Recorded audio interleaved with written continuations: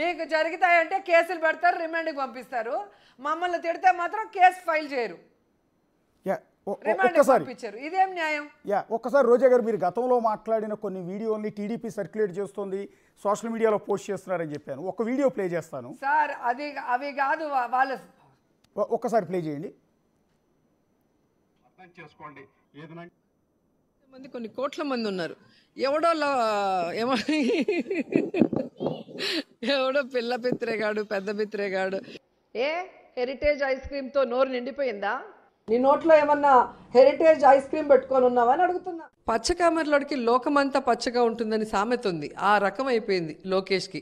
ఎందుకంటే వాళ్ళ నాన్న ముఖ్యమంత్రిగా ఉన్నప్పుడు వాళ్ళ నాన్న సంతకాలు చేస్తే వీడు సూట్ కేసులు కలెక్ట్ చేసి వాడి పెళ్ళానికి ఇస్తే అది లెక్క పెట్టేసి వాళ్ళ అమ్మకి ఇస్తే వాళ్ళ అమ్మ ఎత్తుకపోయి హెరిటేజ్లో పెడుతుంది. పిల్ల పిత్రేగాడు వార్డు మెంబర్కి ఎక్కువ, ఎమ్మెల్యేకి తక్కువ లోకేష్ గాడు. వీడు ప్రతి కాన్స్టిట్యున్సీకి వెళ్ళి ప్రతి ఒక్కరిని కూడా ఏ విధంగా రెచ్చగొట్టే విధంగా మాట్లాడుతున్నాడు ఎమ్మెల్యేలని, మంత్రుల్ని. అంటే వీడు న్యూస్లో ఉండటం కోసం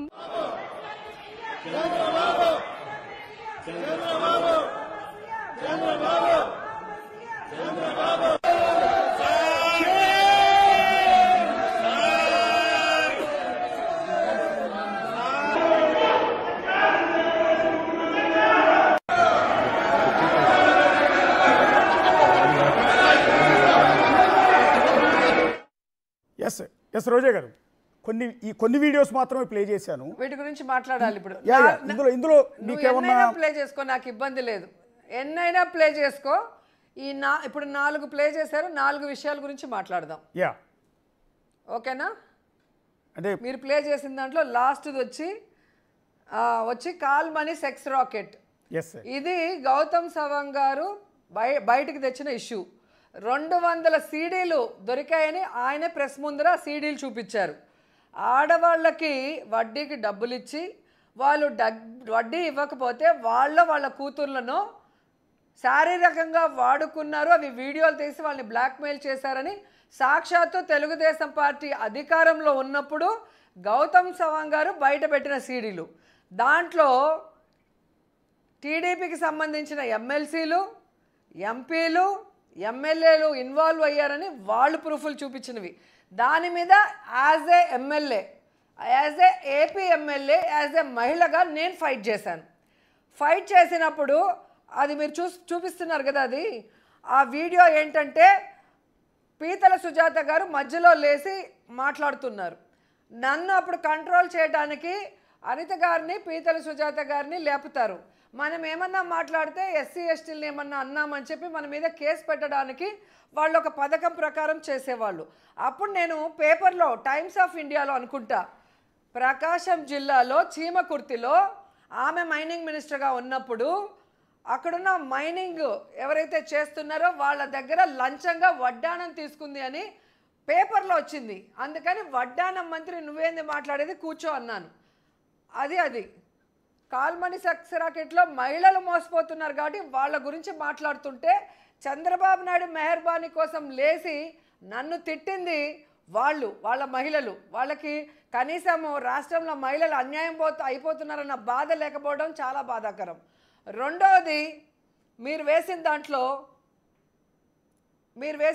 ఇంకొకటి గుర్తు చేయండి నాకు. అంటే పిల్ల బిత్రేగాడు లోకేష్ అన్న మాట, వాడు వీడు అనటం కావచ్చు, అంటే లోకేష్ గారిని ఉద్దేశించి వాడు పిల్ల బిత్రేగాడు నాకన్నా అవును పిల్ల పిత్రేనే అండి. ఈ రోజుకి నేను దాని మీద స్టాండ్ అయి ఉంటాను. పిల్ల పిత్రేనే. ఎందుకంటే నేను తెలుగుదేశం పార్టీలో మహిళా అధ్యక్షురాలుగా ఉన్నప్పుడు అతను వస్తే ఎవరు పట్టించుకునే వాళ్ళు కూడా కాదు ఆ పార్టీ ఆఫీస్కి. అతన్ని ఎవరు కూడా వెనకపోయే వాళ్ళు కూడా లేదు. ఈరోజు వాళ్ళ నాన్న అతన్ని మంత్రిని చేశాడు కాబట్టి గతంలో విధి లేక ఈరోజు లోకేష్ వెనక్కి వెళ్తున్నారు. ఈ రోజుకి కూడా మీరు నార్కో అనాలిసిస్ టెస్ట్ చేస్తే తెలుగుదేశం పార్టీ వాళ్ళకి లోకేష్ గురించి వాళ్ళు ఏమనుకుంటున్నారో మీకు స్పష్టంగా వాళ్ళ మనసులో మాటలు తెలుస్తాయి. ఎందుకంటే అతని వల్లే ఈరోజు తెలుగుదేశం పార్టీ భ్రష్టు పట్టిపోతుంది. అతని వల్లే సంవత్సరం లోపే ఆంధ్రప్రదేశ్లో కూటమి ప్రభుత్వం ఈరోజు ప్రజలు అసహించుకునే పరిస్థితికి వస్తుంది.